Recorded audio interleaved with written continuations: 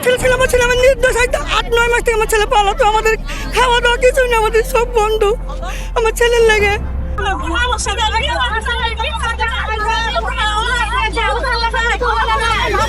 রাজশাহীর ছোটবন গ্রামে 3 যুবকের বিরুদ্ধে মিথ্যা মামলার অভিযোগের প্রতিবাদে ফুঁসে উঠেছেন এলাকাবাসী।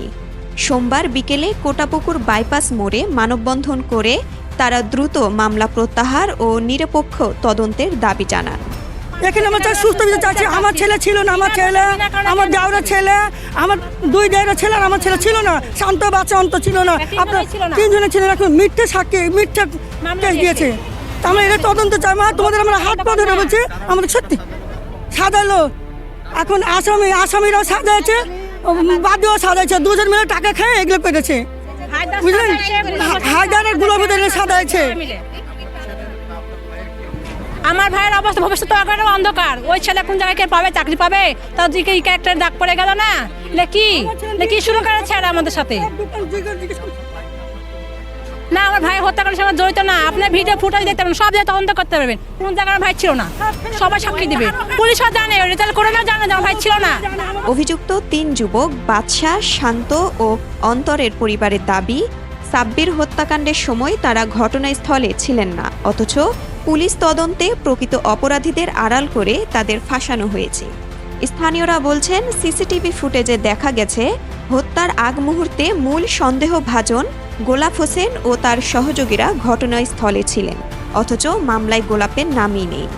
পুলিশ এসে খালি হুমকি দেয়, টাকা না দিলে তোমার ছেলের নাম দেবো। জি, এই 7 মাস পর মামলা দেয়। উনি বলছেন যে আমি জানি যে অন্তর ছিল না, উনি খালি বারবার টাকার জন্য হুমকি দিচ্ছে। আমাদের নাম কাটে দেবো, টাকা দেন, অন্তরের নাম কাটে দেবো। 3-4 দিন এসে আমাকে বনও পাঠাচ্ছে, রেজাল্ট করে আমাকে বনও পাঠাচ্ছে, অথচ রেজাল্ট করে আমার ঘরে 3-4 দিন আসে বসেছিল। আমাদের 3 লাখ টাকা, আমি 3 লাখ টাকা, আমার ছেলে নির্দোষ ছেলে, আমার ছেলেকে কিসের জন্য ফাঁসাবে? আমাদের তদন্ত, আমরা বিচার চাই, সুস্থ বিচার চাই আমরা। অভিযোগ আরও আছে।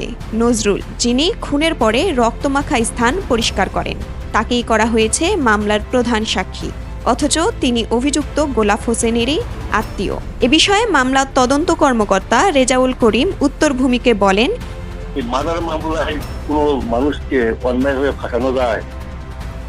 তদন্ত তারাও বলছে, এলাকার লোক জানে, অনেক সাক্ষী পরিবারের নাম বলছে। নাম মাদার বিষয়ে দেওয়া যায়। বিষয়টি দীর্ঘ সময় তদন্তের পর আসামিদের নাম মামলায় সংযুক্ত করা হয়েছে। 3 যুবকের পরিবার ও এলাকাবাসী বলছেন, তাদের জীবন আজ থমকে গেছে এক মিথ্যা মামলার ফাঁদে। তারা দ্রুত উচ্চ পর্যায়ে তদন্ত এবং ন্যায় বিচারের আহ্বান জানিয়েছেন।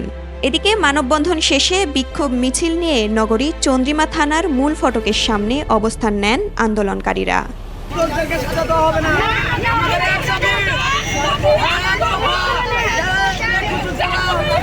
উত্তরভূমি ডেস্ক, রাজশাহী।